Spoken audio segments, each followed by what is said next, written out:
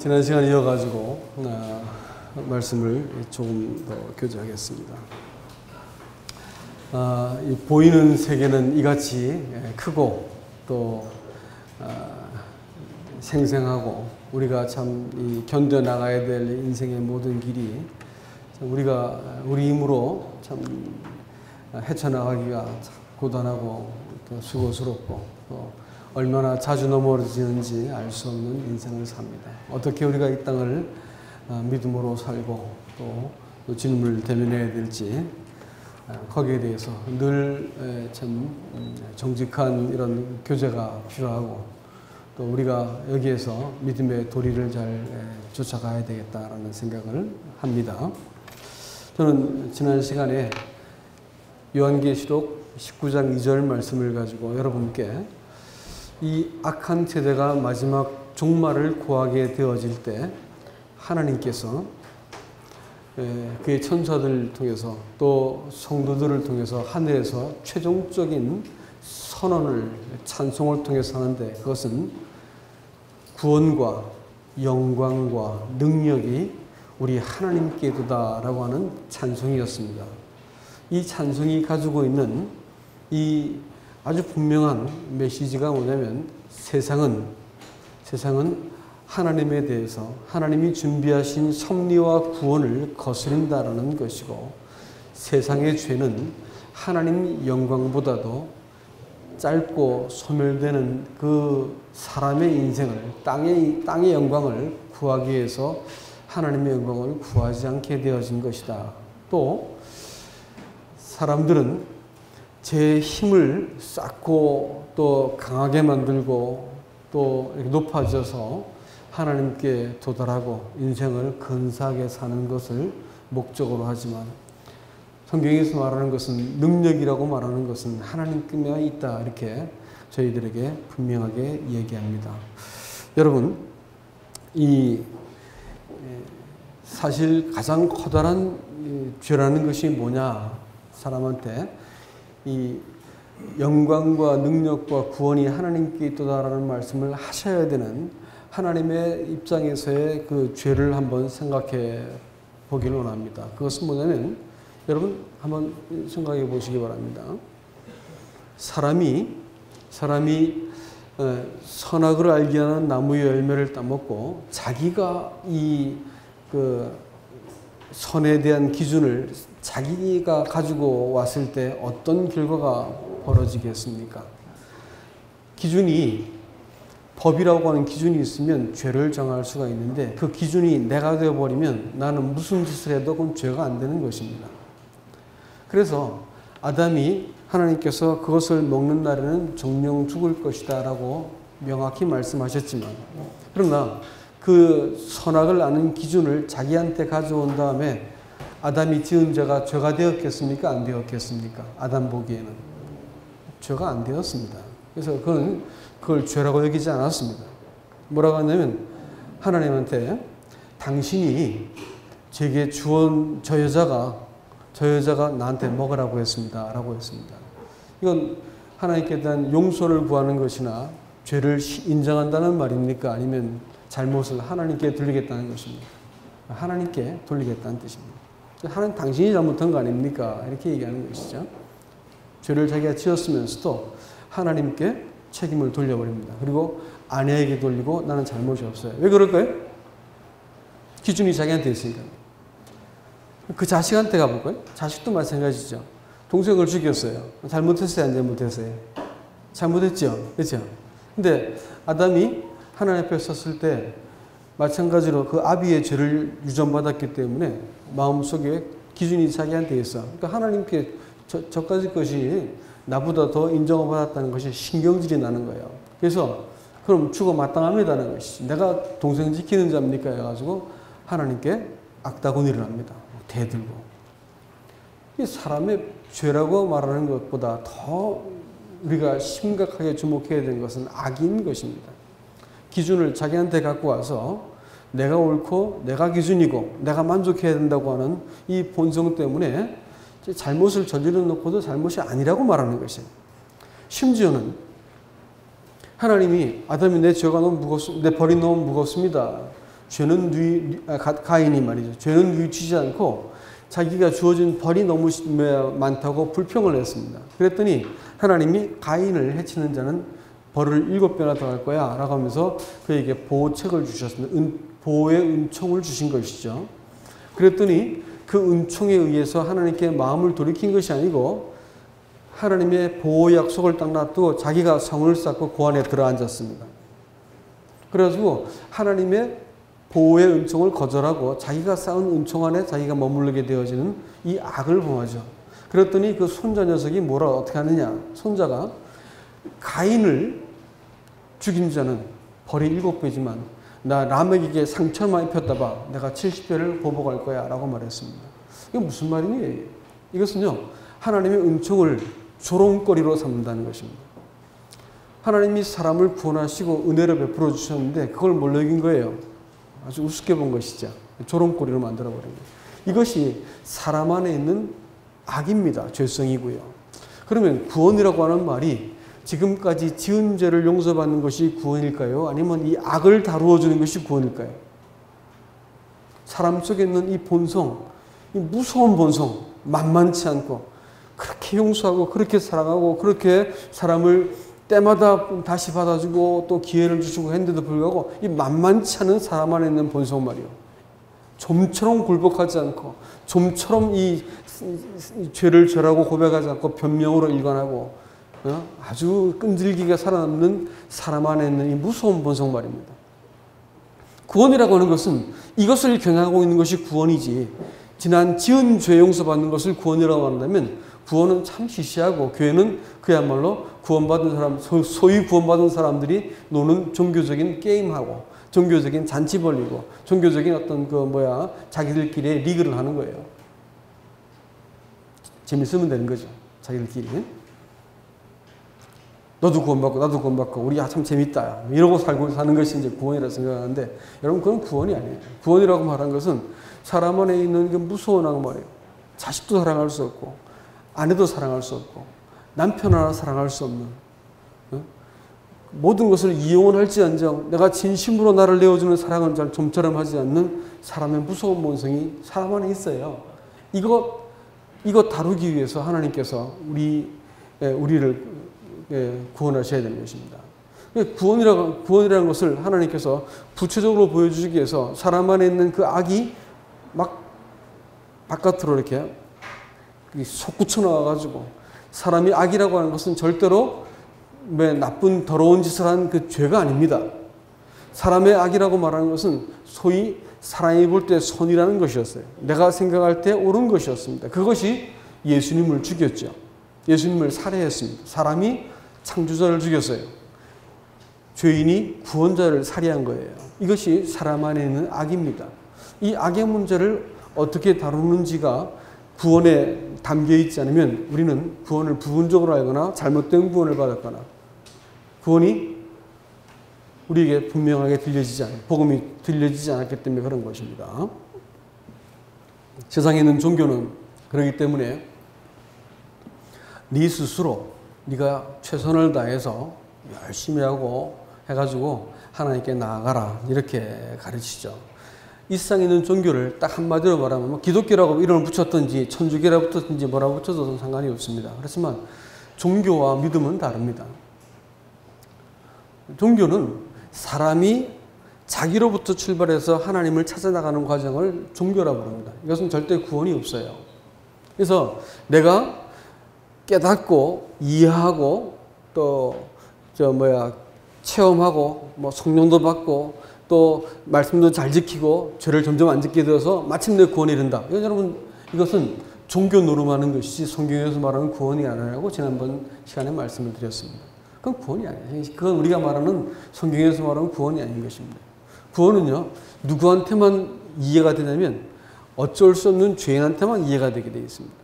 죄로 인해서 자기한테 소망이 없는 사람, 자기 안을 들여다봐도 사람의 의지 그것도 믿을 게 못되고 사람 안에 있는 감정 그것이 얼마나 불완전하게 흔들리고 있는지 사람 안에 있는 이성과 이 의도가 얼마나 고약한지 사람이 딱 보고 날 때 자기 자신에게 소스라치게 놀라는 거예요. 자식을 키우다가 아주 잘 나가던 그 자매가 이 자식을 키우면서 겸손하게 돼요.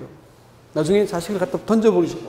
아파트에서 잠도 안 자고 울어대는 자식을 바라보면서 나는 일하고 와서 피곤한데 자식을 키워야 되잖아요. 근데 일하고 와서 피곤해서 잠을 자야 되는데 이게 막 빽빽거리고 울어대니까 나중에 아파트에서 던져버리고 싶더라고요. 자기 속에서 난 자식 하나를 사랑하지 못하는 자기 자신을 바라보면서 그냥 확 무너져 버렸어요. 내가 정말로 은혜가 필요한 존재구나 알게 되었다. 이런 고백을 들었습니다. 여러분, 이 절망적인 자리에서, 이 죄인의 자리에서만 하나님이 하나님의 손으로 친히 하늘로부터 땅으로 내려오시고 하나님의 신분에서 사람이 되어가지고 거룩하신 분이 죄인의 몸을 입고 오셔가지고 사람에게 다가오셔가지고 손을 내밀어서 하신 것이 구원입니다. 구원은 하나님께서 죄인에게 하신 그 무엇이지 사람이 무엇을 자기로부터 깨닫고 느끼고 뭐 받아들이고 뭐 이렇게 해가지고 하나님께 나가는 것이 아닌 거예요. 많은 사람들이 구원을 그렇게 생각하는 거예요. 구원이 어려운 것이고 늘 무슨 시행착오가 반복되는 것이죠. 아니에요. 명확하게 자기가 무너진 자리에서 찾아오신 하나님을 만난 사람들은 이 털을 흔들어대는 바보 같은 짓을 하지 않죠. 근데 구원의 과정도 마찬가지입니다. 모든 구원의 과정은 자기로부터 출발하는 게 아니고 하나님로부터 출발하는 거예요. 그래서 하나님이 내 삶 속에 찾아오셔서 행하시는 그 무엇을 내가 그분께서 내게 불러주신 그 이름대로 내가 나를 인정하는 거예요. 요즘 자매님들하고 그 술람미 여자에 대해서 공부하고 있습니다. 아가서 공부하는데. 그 여자는 자기를 바라볼 때 내가 햇빛에 그을려서 검다라고 말했습니다. 근데 그 왕은 목자로 변신해가지고 술람미 여자를 찾아와서 사랑을 고백하고 결혼하게 되어지는 과정이 아가서의 총 내용인데 그 목자로 변신해서 찾아왔던 이 왕 솔로몬은 여인 중에서 가장 어여쁜 자야라고 부릅니다. 하나님이 그리스도를 통해서 우리를 바라보시는 것은 가장 아름답다라고 말하고 그 여자가 그 왕 앞에서 왕의 침실에서 배우죠. 왕이 그를 끌어들인단 말이에요. 구원받고 나서 사실 그리스도인들이 그와 개인적인 은밀한 관계를 맺어가는 것이 신앙입니다. 개인적인 은밀한 관계라고 말하는 것은 나 혼자서 그 골방에서 홀로 있는 소수에서 하나님 앞에서 자기를 살피고 자백해보고 의지해보고 믿음을 고백해보고 하나님으로부터 말씀을 듣고 하는 이런 관계를 경험해보지 못했다고 할 것 같으면 아직까지 약속은 받았지만 실체가 없는 신앙입니다. 왕은 우리를 침실로 끌어들이기 원한다고 아가서 1장은 말하죠. 나로 거기 갈 수 있게 갈 수 있게 해달라고 술람미 여자가 노래합니다. 그래 가서 왕 앞에서 배우고 나면 내가 비록 거무나 아름다우니라고 말할 수 있는 것입니다. 신앙은 하나님이 나를 부르시는 하나님이 보시는 것으로 내가 나를 보기 시작할 때 비로소 세상 사람들이 나를 뭐라고 말하든지 내가 분노치 않습니다. 낙심치도 않고요. 하나님이 나를 보는 방식으로 바라볼 때 내 양심과 이 상황이 나를 정죄한다 하더라도 내가 넘어지지 않습니다. 내가 나를 바라보거나 타인의 눈을 빌어서 내가 나를 보기 시작할 때 나는 비참한 사람이고 나는 못난 사람이고 저 사람과 비교해가지고 나는 좀 떨어진 인간이다. 자꾸 이렇게 자기 평가를 다른 사람을 빌어서 한다거나 내가 스스로 평가하는 그것은 어리석은 것입니다. 성경은 하나님이 나를 어떻게 보시는가? 그것은 하나님 앞에서 무릎 꿇고 배운 것만 가지고 내가 나를 평가할 수 있는 거예요. 내가 연 말씀을 통해서 아 하나님 이런 분이시구나. 하나님이 내 지금 사정과 이 환경을 알고 계시구나. 어느 날 말씀을 봤더니 하나님이 내 마음을 꿰뚫어 보시는 것을 알게 되었어요. 왜냐하면 내가 말로 중얼거리고 내가 내뱉었던 그 언어를 성경이 쓰고 있더라고. 그런 경험 해보셨습니까? 성경이 그 말씀을 쓰고 있는 거예요. 깜짝 놀란 것이 내가 경험한 그 상황을 성경이 기록해 놓고 있는 거예요. 시편을 읽는데. 깜짝 놀랐죠. 이 성경이 이게 예사롭지 않은 책이구나 알게 되었습니다. 그러면서 하나님이 내 입으로 뱉어낸 말을 가지고 나를 지금 상관하고 있다는 것을 알게 되었습니다.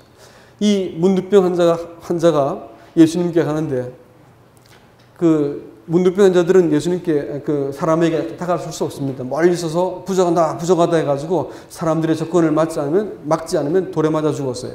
근데 예수님께 가가지고 엎드려서 나를 불쌍히 여기십시오. 그렇게 고백하죠. 근데 뭐라 말하냐면 내가 주께서 원하시면 저를 깨끗하게 할 수 있습니다. 라고 말합니다. 그랬더니 예수님께서 매우 특별한 말씀을 하세요. 뭐라냐면 내가 원하노니 깨끗하라 이렇게 했어요. 내가 원하노니 네가 이 구원을 얻었다 이렇게 말해주고 있습니다.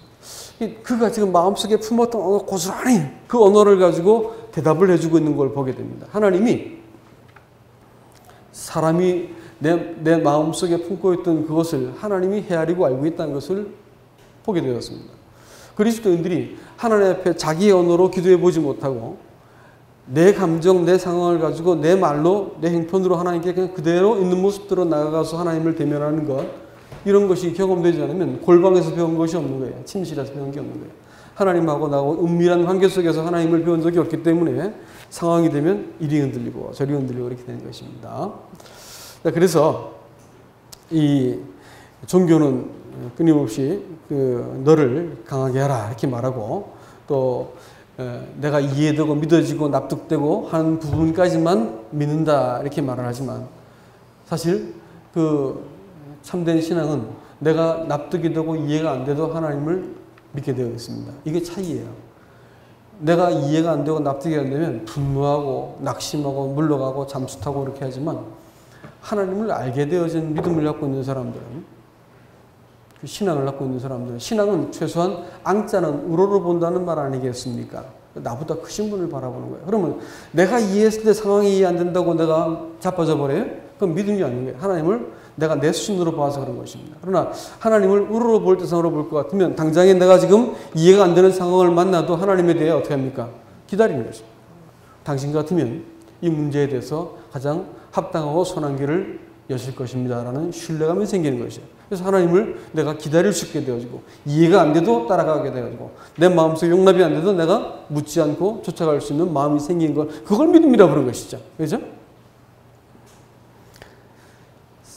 세상은 사람의 본성을 가지고 자기 실현과 성취를 하라고 하고 자기 만족을 구하게 만듭니다. 그러나 사람은 사실 하나님의 영광을 위해서 지은 바 되었다고 얘기하고 있고요. 세상은 끊임없이 네 힘을 가져라, 네 성취를 해야 된다, 자기 실현을 하거라 이렇게 말을 합니다. 네가 옳다라고 말해주죠. 그러나 성경은 명확히 말하는 것은 네가 약해져라라는 거예요. 네가 너를 부인해라 말하는 거예요. 그러니까 죄인들은 절대로 그 길을 따라갈 수 없습니다. 악인은 그 길을, 그 회중 가운데 들어갈 수가 없어요. 성경이 말하는 것은 약해져라고, 너를 부인하라고 말하는 것이고, 세상은 네 힘을 키워야 된다, 자기를 실현해야 된다 이렇게 말하기 때문에 길이 달라요. 길이. 네가 약해질 때 비로소 하나님 내가 너에게 개입하겠다라는 것이에요. 신앙은 하나님이 우리 인생 가운데 하나님으로부터 출발해가지고 하나님이 우리 인생에 개입하셔가지고 일하시는 것을 통해서 우리가 이 땅을 살아가는 힘을 공급받는 것이 신앙입니다. 어떻게 그러면 우리가 이 세상을 이 하나님의 아들들로 신부로 살아갈 것인가? 빌립보서 3장 3절 말씀을 보시면서 한번 교제하겠습니다. 지난번 우리가 수요일날 빌립보서 공부하셨죠? 제가 참석을 못했는데 빌립보서 3장 3절 찾으셨습니까? 네. 다 같이 한번 3장 3절을 읽겠습니다. 시작. 하나님의 성령으로 봉사하며 그리스도 예수로 자랑하고 육체를 신뢰하지 않는 우리가 곧 할례파라. 아멘. 하나님의 성령으로 봉사하고 예수로 자랑하고 육체를 신뢰하지 않는 우리가 할례파다.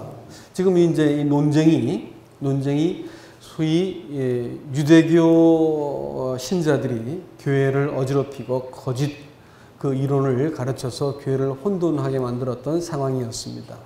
이들은 뭐냐면 할례를 받고 율법을 지켜야지 예수 그리스도의 구원도 가능한 것이다 이렇게 얘기하는 사람들이었습니다. 다시 말하면 할례를 받는다 이렇게 말할 때 그것은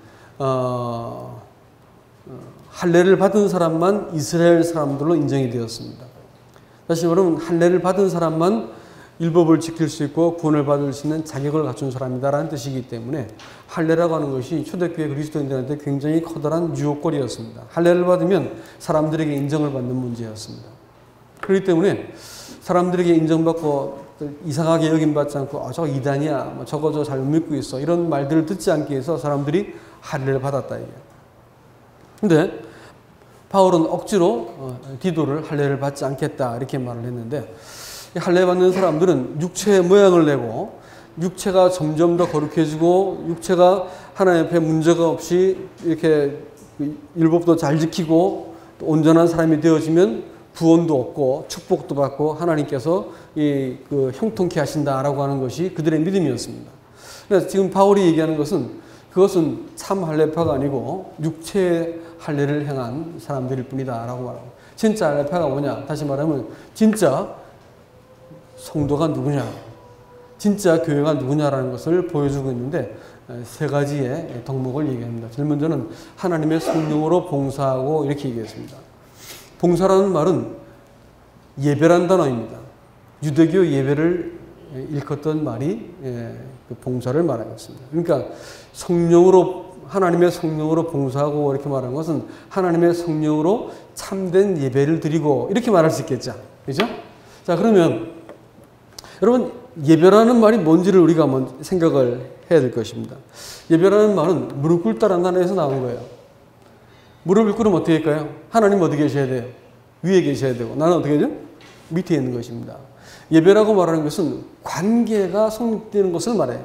관계 용어입니다. 예배는 하나님과 내가 어떤 관계를 맺었느냐에 따라서 내가 예배합니다 이렇게 말을 하는 거예요. 자, 그렇기 때문에 성령을 통해서 하나님께 참된 관계를 맺는다라는 말이 바로 예배라는 말로 이렇게 바꾸어 쓸 수 있을 것입니다. 복종과 경외함을 배우는 것이죠.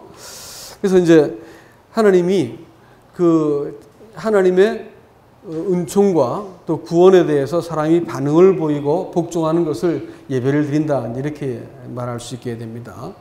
근데 이것이 하나님의 은총과 이 구원에 대해서 또 구속에 나타난 하나님의 사랑에 대해서 사람이 반응을 보이고 정당한 관계를 맺게 되는데, 이 정직과 관계를, 마음의 관계를 뭘로 바꾸냐면 눈에 보이는 예배 예식으로 바꿔놓았습니다. 그래서 아주 복잡하게 제사를 드리고 막 예배를 드리고 했지만, 그러나 그것은 어떤 형식을 가지고 마음의 것을 대신할 수 없는 것처럼 그들은 하나님과의 관계를 포기하고 예배에 근사한 예식을 드림으로써 막 엄청난 성가대를 하고 그 짐승을 잡고 노래를 불러대고 해가지고 아주 겉으로 볼 때는 근사하게 보이지만 마음에 하나님과의 관계는 잃어버린 바 되었다는 것입니다. 그렇기 때문에 성령으로 봉사한다, 성령으로 예배하는 자가 참된 성도이다라고 이렇게 우리에게 말을 해주고 있습니다. 이제 많은 사람들이 예배를 드릴 때 하나님께 그것이 예배가 어떤 하나님께 나아가는 절차라든지 예배가 복을 얻는 어떤 통로라든지 혹은 마음속에 있는 죄의식을, 죄책감을 덜어내는 어떤 종교적인 의무라든지 이런 걸로 여길 것 같으면 예배는 참으로 하나님과의 관계를 금방 싸늘하게 쉽게 만드는 것입니다. 예배를 드릴 때 마음속에 어려움이 느껴지고 예배가 어떤 형식처럼 느껴지면 여러분 함정에 빠진 것입니다. 예배는 자기 자신을 숭배하는 게 아니고 하나님이 예배의 오롯이 중심이 되어야 되는 것입니다. 그런데 많은 사람들이 자기의 감정을 살피기 때문에 예배가 별로 마음에 안 닿았어, 예배가 시시했어, 이렇게 자꾸 이렇게 말을 하려고 느끼려고 합니다. 그것은 기본적인 태도가 잘못된 것입니다. 예배는 하나님과의 관계의 문제이기 때문에 내가 어떻게 어떤 태도로 하나님을 대해야 되는가라는 것을 우리가 살펴야 됩니다. 자기 숭배에 익숙하고 하는 사람들은 자기 만족을 해야 되고 자기 이해 속에 예배가 들어와야 되기 때문에 예배가 좋았다 안 좋았다 이런 얘기들이 자꾸 나오고 자기 자신에게 몰두하기 때문에 성령의 이렇게 예배 가운데 성령의 운행하심들을 보지 못하는 것이죠. 하나님을 통해서 예배를 통해서 하나님을 이용하려 들기 때문에 하나님의 마음에 닿지 못한 채 예배를 끝내야 되는 이런 일들이 자꾸 있는 것입니다. 이 구원 이후에 우리는 이 예배를 통해서 하나님은 끊임없이 우리를 자기의 이 은밀한 처소로 불러들여서 그분과의 관계를 맺기를 원하십니다. 하나님 앞에서 예배를 개인적으로 드려보지 못한 사람들은 공적인 예배가 의미가 있을 리가 없습니다. 또 하나님께 개인적인 예배를 드려보지 못한 사람들은 이 땅을 살아가면서 분명히 문제나 위기를 만날 때 그 문제를 풀어가는 답을 찾지를 못할 것입니다. 이 성령을 통해서 우리 주님께서는 내가 뱉어낸 이 고유한 언어, 내 개인의 사정을 가지고 하나님 앞에서 내가 개인적으로 배우고 또 하나님 앞에 다스림을 받은 것을 가지고 우리가 이 왕의 침실에서 배운 것이다 라고 말하고 있습니다. 이 관계가 만들어지기 전까지는 신앙은 사실은 교회를 나오고 뭐 다 하지만 아직까지 하나님과 개인적인 관계는 설정되지 않은 사람이다. 예배를 배우지 못한 사람이다. 이렇게 말할 수가 있습니다. 두 번째는 예수로 자랑하고 라고 했습니다. 자랑한다는 말을 여러분 생각해 보시기 바랍니다. 어떤 사람이 골프를 배우기 시작했어요. 그러면 두말할 거 없이 그 사람하고 얘기하면 뭔 얘기가 제일 먼저 튀어나갈까요? 골프 얘기가 제일 먼저 튀어나게 됐어요. 누구를 사랑하게 되었어요. 그러면 어떻게 할까요? 그 사람에 관계된 얘기만 하는 거예요. 누구를 사랑하면 그 사람과 관계된 얘기가 나오면 얼른 귀가 쫑긋해가지고 그 사람 얘기만 하게 되어 있습니다. 자기가 가치를 매기고 사랑하는 대상은 먼저 말하게 되어 있고 자랑하게 되어 있다는 것이에요. 사람들이 예수로 사랑한다 이렇게 표현을 하는 것은 우리 하나님 앞에서 누구를 앞세우는가라는 그 문제를 우리에게 지금 묻고 있는 것입니다. 사실 이 할례파들은 어떻게 하냐면 내가 이만큼 거룩하고 내가 이만큼 경험되었고 내가 이만큼 이루었다라고 하는 육체를 자랑하는 그것이 익숙한 사람들입니다.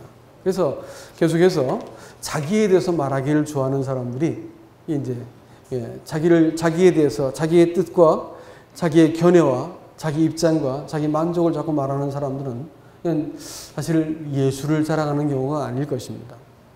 예수님을 자랑한다고 말하는 것은 모든 문제 앞에 그분을 앞세우고 그분이 어떻게 생각하시는지를 주목해보는 사람 되겠다라는 생각이 드는 것이죠. 그래서 내 마음의 관심과 소중히 여기는 것이 뭐냐? 그것은 조금만 얘기해보면 금방 알 수 있습니다. 자기를 사랑하는 사람들은 자기의 수준과 믿음의 수준과 자기의 능력을 의지하고 자랑합니다마는 주님을 사랑하는 사람들은 주님에 대해서 말하고 주님이 어떻게 하실 것인지 또 간증을 드리면서도 저 사람이 주님에 대해서 말하는지 내가 이만큼 잘하는 것을 얘기하는 것인지 금방 구분해서 들을 수가 있죠.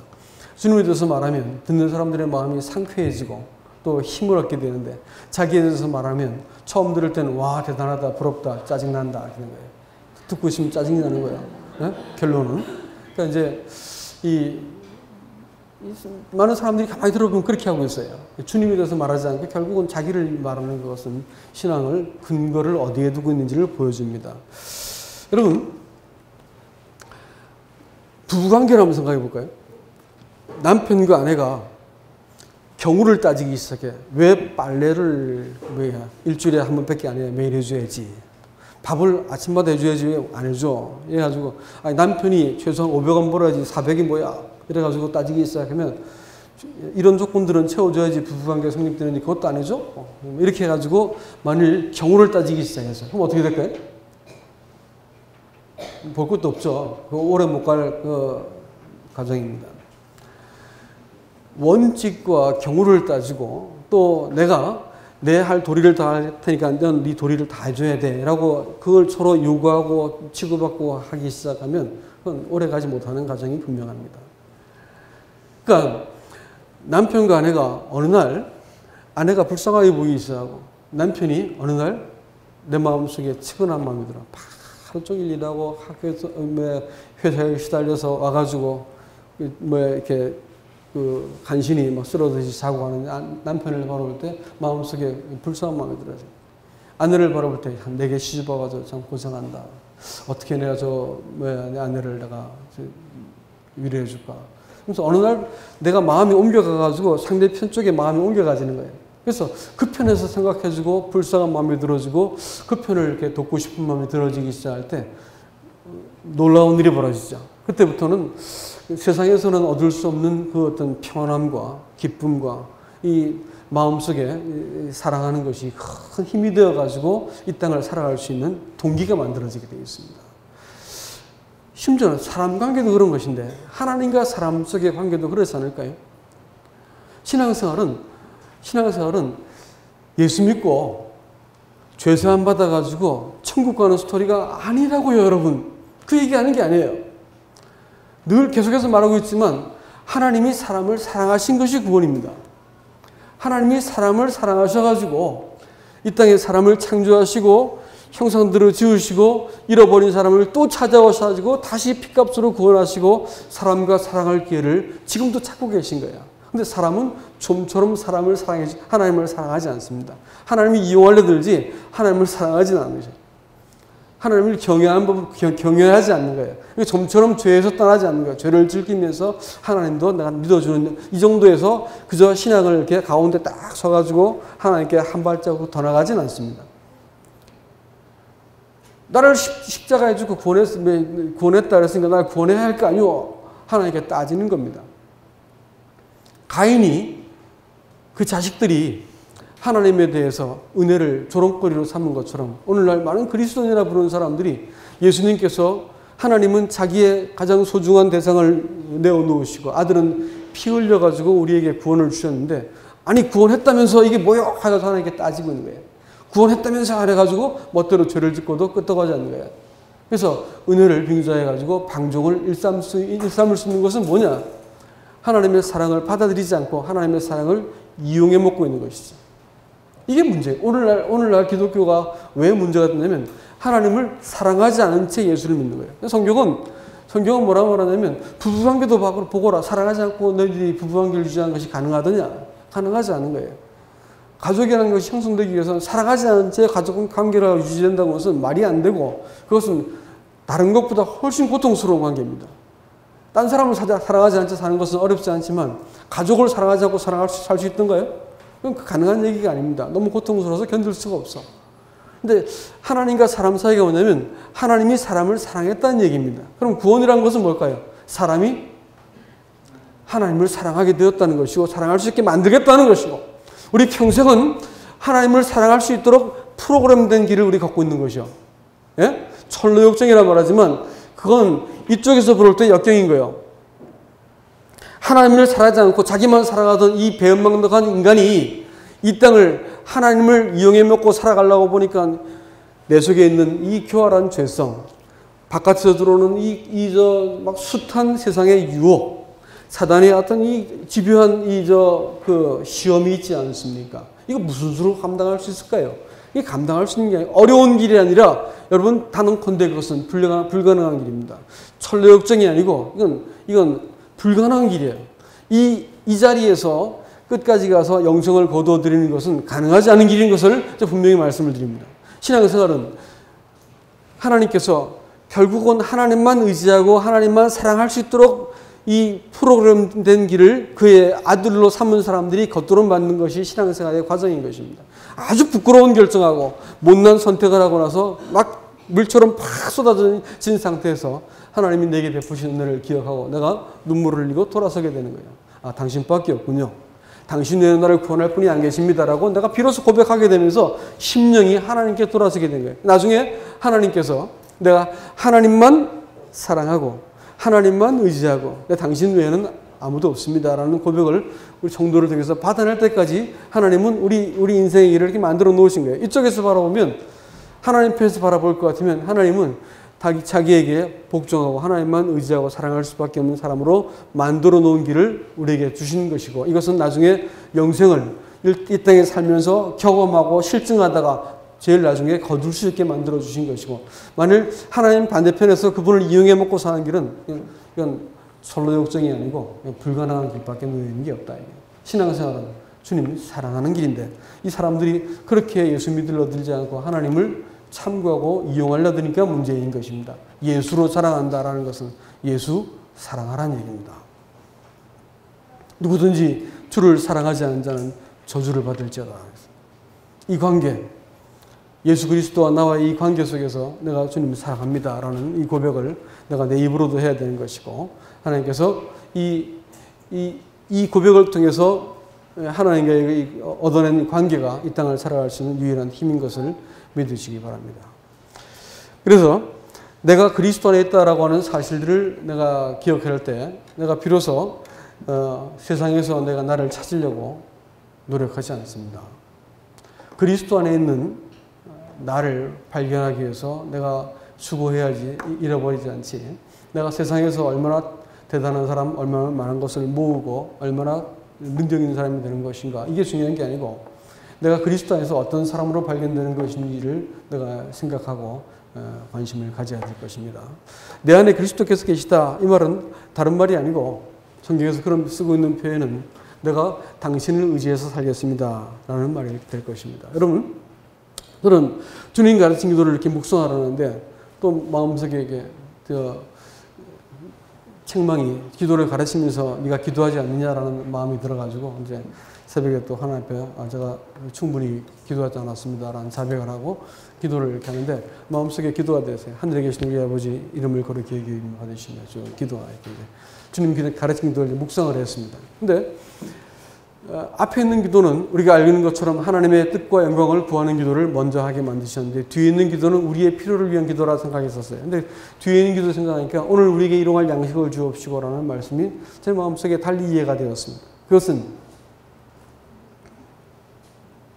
하나님의 뜻을 구하는 사람으로서 이 땅을 살아가게 되었으면 내가 이 오늘 하루를 살아갈 때 하루를 살아갈 양식이 필요합니다. 그럼 주님으로 살아가고 주님이 내 마음의 동기와 힘이 되게 살기를 원합니다. 주님 제가 펼치는 말씀 가운데 제가 하는 묵상 가운데 주님 자신을 제게 보여주시고 주님이 제게 동기가 되어 주십시오라는 고백이었습니다. 그래서 그렇게 바라보니까 마음속에서 하나님 앞에서 마음이 단순해지고 주님 제가 오늘 하루도 살아갈 수 있는 새 힘을 주시고 주님 제게 양식이 되어 주십시오라고 고백했습니다. 그리고 하나님의 뜻을 따라 부르심을 받은 사람들은 그 사람이 그 세상을 향해서 그리스도를 보여줄 수 있는 것이 뭐냐면 용서입니다.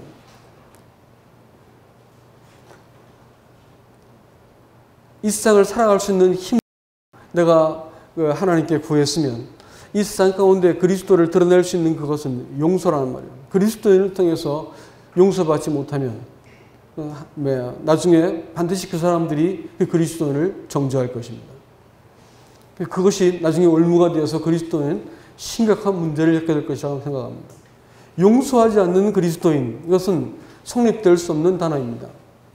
뜨겁지 않는 불 같은 그런 마찬가지죠. 그리스도인은 용서할 수 있어야 됩니다. 누구를 용서하지 못한 채 그걸 품고 신앙생활이 가능하다. 그건 불가능한 얘기하고 있네요. 구원받지 않았거나 아니면 구원에서 제외됐거나 합니다. 하나님은 우리 마음속에 다함이 없는 용서를 베풀어 주신 분이기 때문에 우리가 이 땅을 살아가면서 용서할 수 있는 힘을 주신 분이셔요. 용서하지 않으면 견딜 수 없는 마음을 주셨습니다. 그러니까 우리가 주님이 같은 기도를 이렇게 묵상하라 하는데 내가 세상을 향해서 내가 내 기준을 갖고 있을 때는 용서가 안 되죠. 어떻게 저 인간이 저럴 수가 있어? 라고 되는 것이죠. 그렇지 않습니까? 근데 성도의 기준은 누구죠? 주님밖에 없어요. 그러고 볼 때 나 역시 하나님 앞에 정죄받을 수밖에 없는 사람이었었는데 나 용서받았기 때문에 내 기준을 버리고 보니까 용서를 할 만한 것이에요. 근데 자기 기준을 갖고 있는 동안은 용서하지 못합니다. 자기 기준이 뭐예요? 다른 말로 성경에서 말하는 바로 그 악입니다. 그렇죠? 또 시험에 들지 말게 하옵시고 이렇게 말했습니다.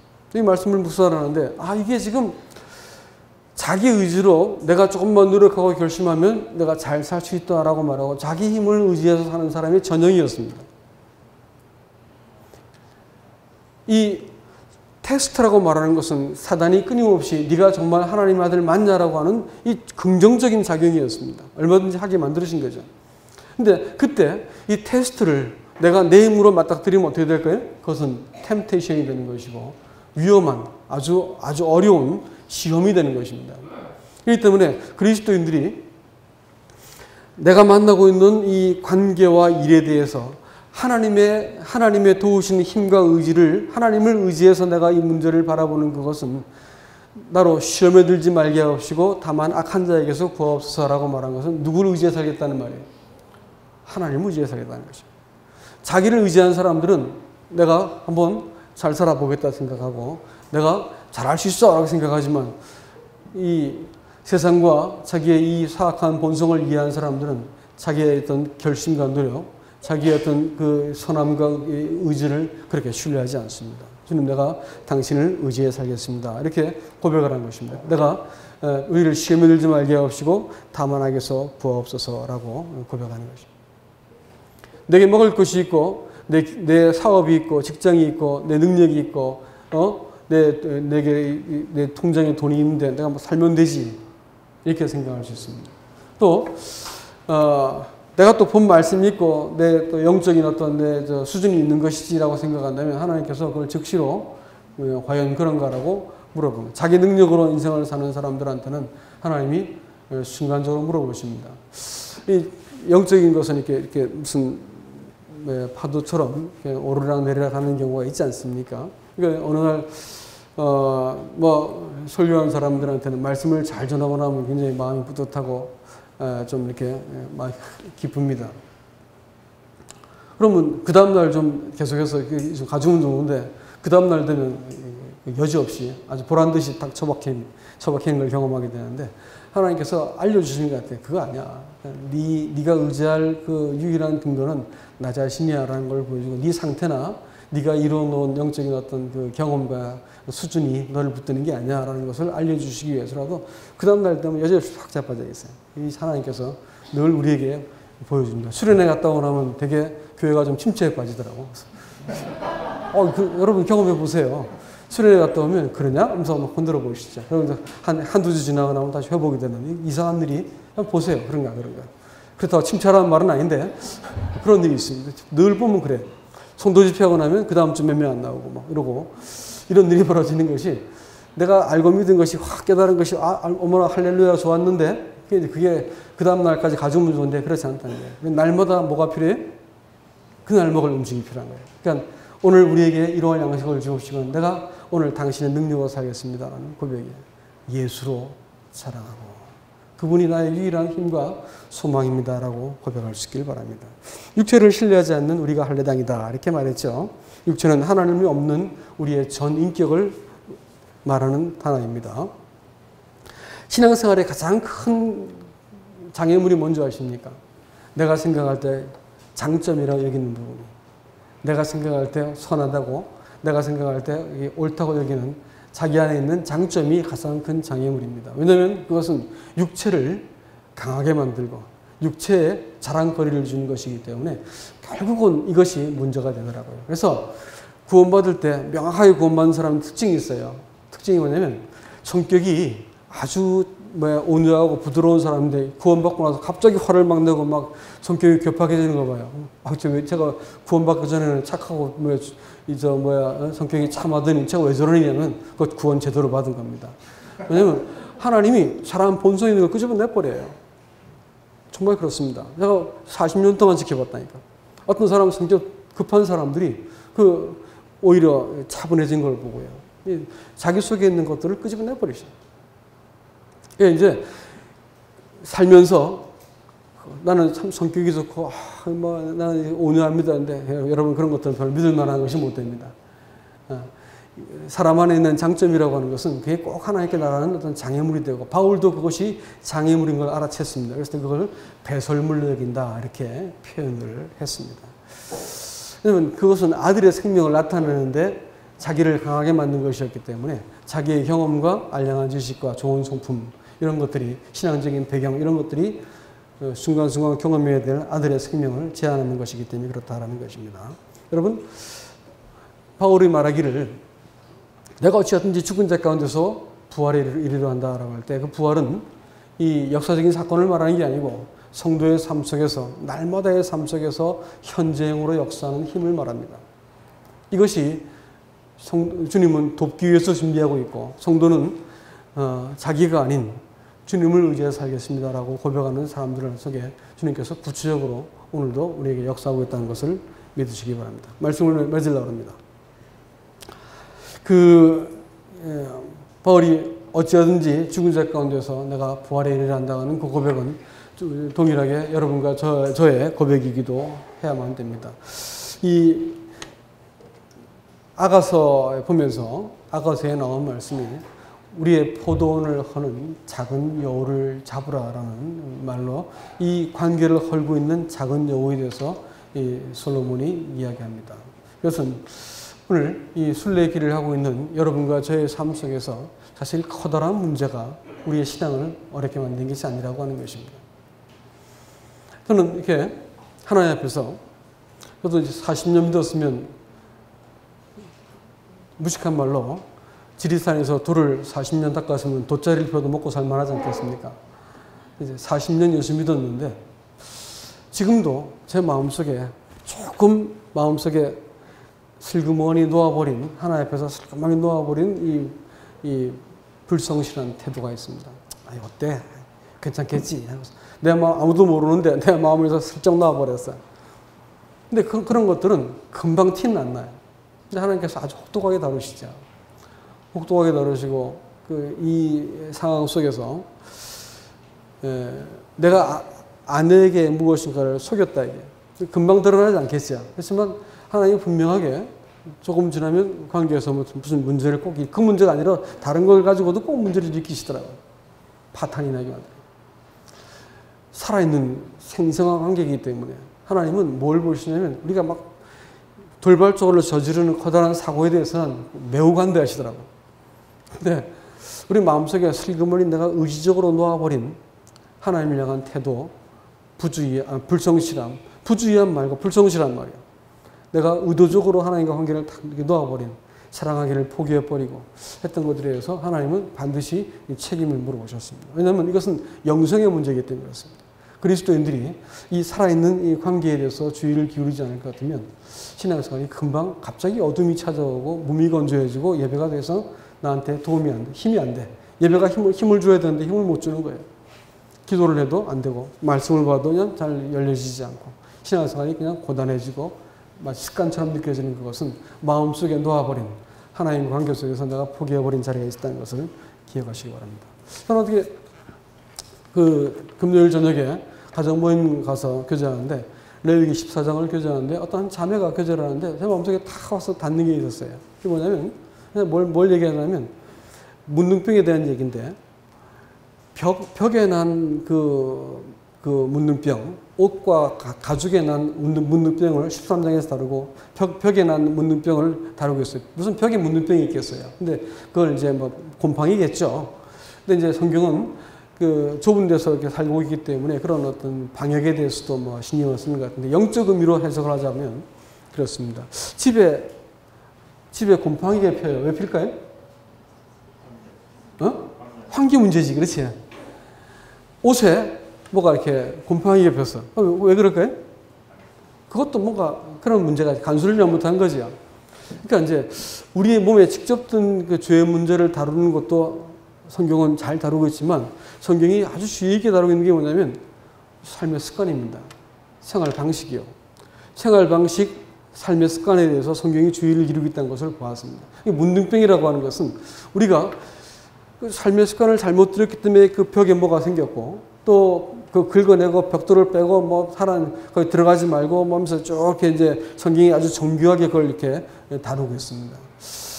우리 그리스도인의 삶 속에서도 작은 욕을 잡아야 된다는 것도 맞지만 삶의 습관이라든지 혹은 방식에 대해서 내가 이래도 되라고 여겼던 내 방종하는 삶의 습관들이라든지 이래도 되라고 여겼던 부분들을 우리가 제고해보지 않으면 그것이 마치 문둥병같이 내 마음속에 뭘 뺏어간다고요?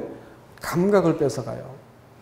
성령으로 하나님의 영으로부터 떠나 있는 사람들은 마음이 감각 없는 자가 되어서 그 방종함에 이른다고 에베소서 4장 18절은 말하고 있습니다. 그리스도인의 심령 속에서 감각이 사라진 것은 적지 않은 위험한 일입니다. 문둥병은 마음속에 있는 이 감각세포, 이 몸에 있는 신경세포를 공격해가지고 신경이 다 죽어버리게 만들어서 사람이 병들고 팔다리가 잘려도 모르게 만들지 않습니까? 마찬가지로 그리스도인의 삶 속에서 하나님 앞에서 내가 이 잘못되어진 생활 습관과 이래도 된다고 여겼던 내 삶의 방식이라든지 또 내 마음속에서 있는 이 포도를 하는 작은 여우 같은 그 마음으로부터 내가 이 관계를 소홀히 여겼던 이것에 대해서 하나님이 지금 묻고 계신 것 생각이 들어지는 것입니다. 그리스도의 삶은 어떻게 세게 콱 믿어가지고 말이지, 잘 믿고 세게 믿고 강하게 믿고 말이야. 또 뭐 어떻게 믿고 또 무엇을 누가 이렇게 하니까 잘 됐다 해가지고 그것도 믿고 이래가지고 신앙생활하는 게 아니에요. 신앙생활은 딱 하나밖에 우리가 구분할 게 없는 거예요. 누구를 믿는 거예요. 대상이 누구냐는 그게 중요한 거예요. 어떻게 믿고 잘 믿고 세게 믿고는 그건 중요한 얘기가 아닙니다. 누구를 믿는지가 명확해질 것 같으면 그 다음 것은 다 따라붙는 거예요. 하나님을 안다할 것 같으면 우리가 마음으로부터 그분 앞에서 합당한 태도를 취해야 되는 것이고, 그 다음에 우리가 하나님과의 관계 속에서 소홀히 여겼던 이 삶의 태도의 문제, 습관의 문제, 또 마음속에서 지금 슬그머니 놓아버렸던 이 관계의 문제를 되돌아보셔서 우리 하나님께서 우리 인생을 통해서 자기의 영광을 나타내시고 아들답게 살게 만들기 위해서 모든 것을 다 가지고 사람에게 찾아왔지만 오늘 여전히 사람은 자기의 종교, 내가 스스로 하나님께 나가겠다는 것이고 자기의 능력을 의지하고 자기 만족을 위해서 하나님을, 자기 영광을 위해서 하나님의 이름을 빙자하고 살고 있는 이 악한 세대 가운데서 우리들은 하나님을 의지해서 그분의 능력을 통해서 그분의 영광을 위해서 우리가 이제 살아가드리는 하나님의 사람이 될 수 있기를 주님의 이름으로 부탁합니다. 이상입니다.